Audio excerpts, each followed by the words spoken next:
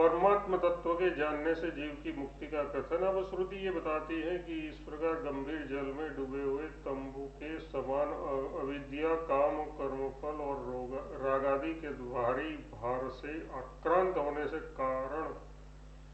कारण अपने निश्चय से देहात्म भाव से ही युक्त हुआ जीव प्रेत, त्रियक एवं मनुष्यादि योनियों में जीवन पर्यंत जीव भाव में ही स्थित हुआ किसी प्रकार पुण्यवश ईश्वरार्थ कर्म करने से रागादि मल से शुद्ध हो जाने पर जब अनित्यात्वादी दोष दृष्टि करने से ऐहिक और आमुत्सिक फल भोग से विरक्त और समदमादि साधन संपन्न होता है, तब उस आत्मा को जानकर वह मुक्त हो जाता है। इस गहन संसार के भीतर उन अनादि अनंत विश्व के रचयिता अनेक रूप विश्व को एकमात्र व्याप्त करने वाले देव को जानकर जीव समस्त पापों से मुक्त हो जाता है।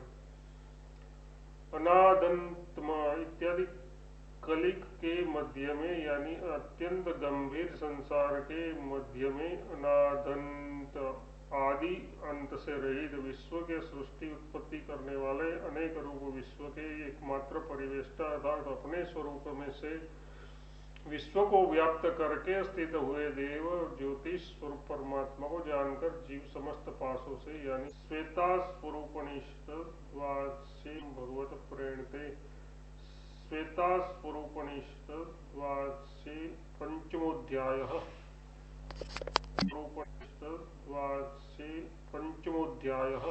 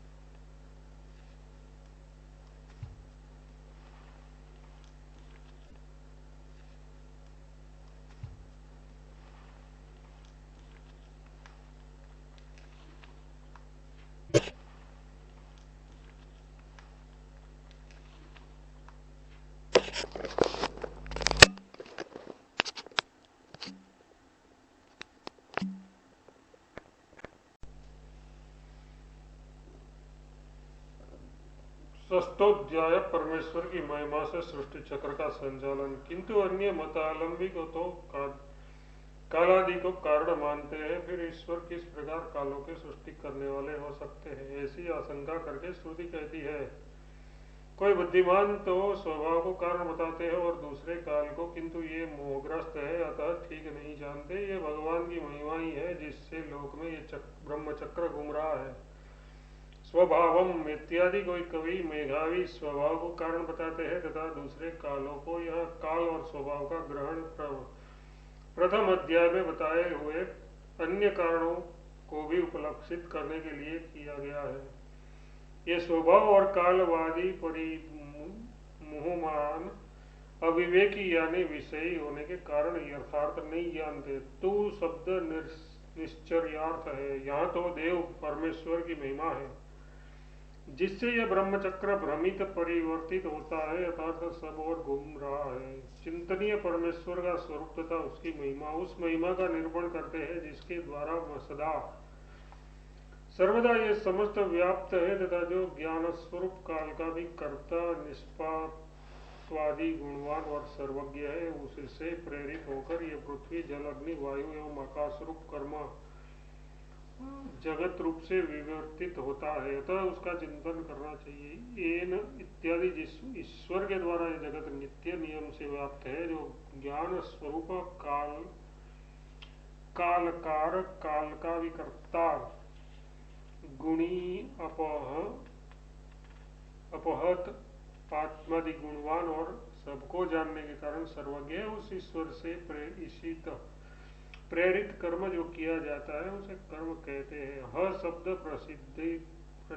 प्रसिद्धि का घोतक यथार्थ ये जो ईश्वर प्रेरित प्रसिद्धि कर्म है वह माला में सर्प के समान जगत रूप से विवर्तित होता है, और वह जो कर्म है सो पृथ्वी, जल, तेज, वायु और आकाश स्वरूप है।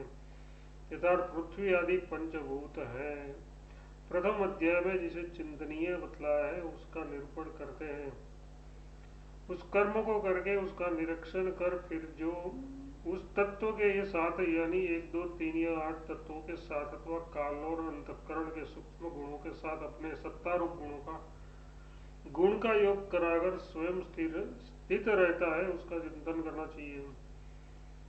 तत्कर्म इत्यादि उस पृथ्वी आदि कर्म को रचकर उसका निरीक्षण कर फिर उस आत्मा का पृथ्वी आदि तत्व के साथ योग कराकर यहाँ सम्यक्त्वे प्रेरणार्थक नीच प्रत्यय का लोप समझना चाहिए कि इतने प्रकार के तत्वों के साथ पृथ्वी रूप एक तत्व के साथ 2, 3 या अष्टधा प्रकृति रूप 8 तत्वों के साथ है। इस विषय में गीता में ऐसा कहा है, पृथ्वी, जल, अग्नि, वायु, आकाश, मन, बुद्धि और अहंकार ये मेरी 8 प्रकार की विभिन्न प्रकृति है। अथवा काल के द्वारा काल के और आत्मगुणों के यानी अंतःकरण के कामादि सूक्ष्म गुणों के साथ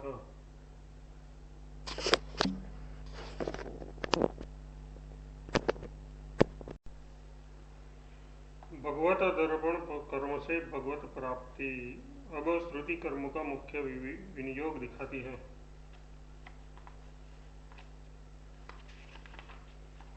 जो पुरुष सत्यवादी गुणमयी कर्म आरंभ कर उन्हें और समस्त भावों को परमात्मा के अर्पण कर देता है, उनके संबंध का अभाव हो जाने से उसके पूर्वकृत कर्मों का नाश हो जाता है और कर्मों को क्षय हो जाने पर वह परमात्मा को प्राप्त हो जाता है, क्योंकि वह तत्वतः उन पृथ्वी आदि से अन्य है।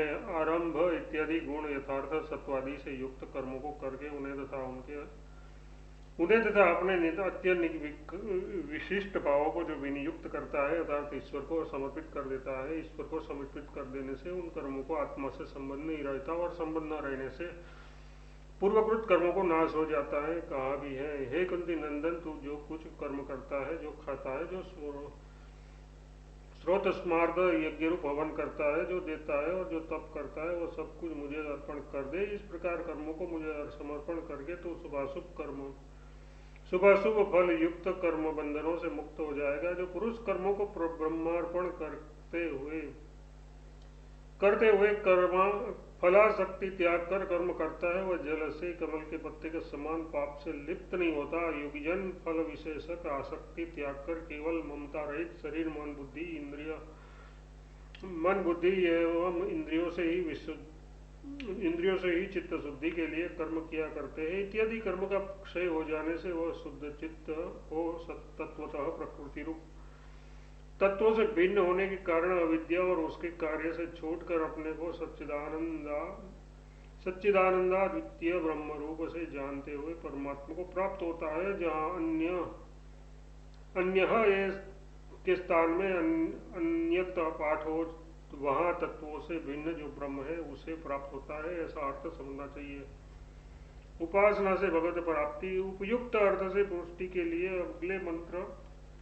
आगे के मंत्र प्रस्तुत किए जाते हैं। विषयांत पुरुष भी किसी प्रकार ब्रह्म को जान जाए, इस उद्देश्य से श्रुति कहती है, वह सबका कारण शरीर संयोग की नियम भूता अविद्या का हेतु त्रिकालातीत और कलाहीन देखा गया है। अपने अंतःकरण में स्थित उस सर्वरूप एवं संसार रूप देव की ज्ञानोत्पत्ति से पूर्व उपासना कर उसे प्राप्त हो जाता है। आदि इत्यादि आदि सबका कारण शरीर संयोग की निमित्त भूता अविद्या को अविद्या जनित कर्मों का हेतु कहा भी है। यही इससे शुभ कर्म करता है और यही इससे अशुभ कर्म कराता है। भूत भविष्य और वर्तमान तीनों कालों से अतीत जैसे कहा है, जिसके नीचे संवत्सर दिनों के द्वारा परिवर्तित होता है। देवगण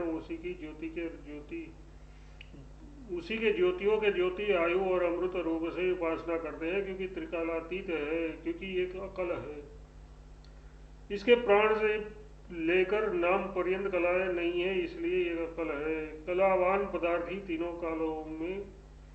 तीनों कालों से परिच्छिन्न होने के कारण उत्पन्न और नष्ट होता है, किंतु ये तो अकल यानी निष्प्रपंच है, इसलिए कालत्रय से परिच्छिन्न न होने के कारण उत्पन्न या नष्ट नहीं होता। उस विश्वरूप जिसके विश्व मतलब सब समस्त रूप है, भव जिसके जगत उत्पन्न होता है, बुद्ध सत्य स्वरूप अपने चित्त में स्थित स्तुत्य देव को पूर्व वाक्यार्थ ज्ञान उदय होने से पहले उपासना कर यथार्थ ये मैं हूँ, इस प्रकार इसमें चित्त समाहित कर उसे प्राप्त हो जाता है।